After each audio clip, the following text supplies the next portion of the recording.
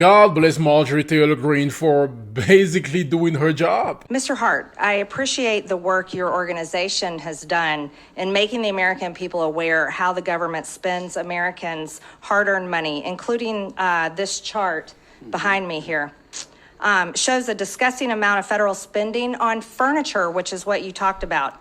So how did you go about finding the Biden administration spent about $1 billion per year on furniture while federal buildings sat empty during COVID and federal workers work from home?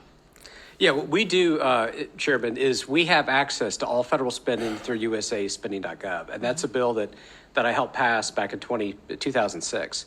So we're able to do keyword searches and look at furniture, look for vendors even, and identify and keyword search things like recliners to identify and understand how much the federal government is spending on furniture.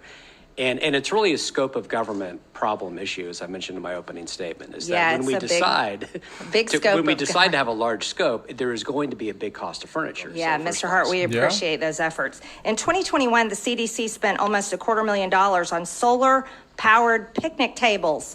The CDC at the time was telling people to socially distance with masks and basically forcing a vaccine that many Americans didn't want. So what use would its employees have for this new picnic table that has quite the price tag? Yeah, it's quite expensive. And the social distancing guidelines suggested they shouldn't be seated at that table while they were spending $237,000. Look at those seats. Look at those seats. That's not social distancing. No, they're quite close. There's a close proximity of the seats to the other person. Yeah, real quick, I'd like to ask, just for the general audience, is $238,000 spent on solar-powered picnic tables at the CDC appropriate? I think the American people thinks that's disgusting. Is $700,000 spent by the SEC for their New York regional office conference room appropriate of taxpayer dollars? I don't think so. What about $6.5 million spent on high-end furniture to redecorate the EPE office? No.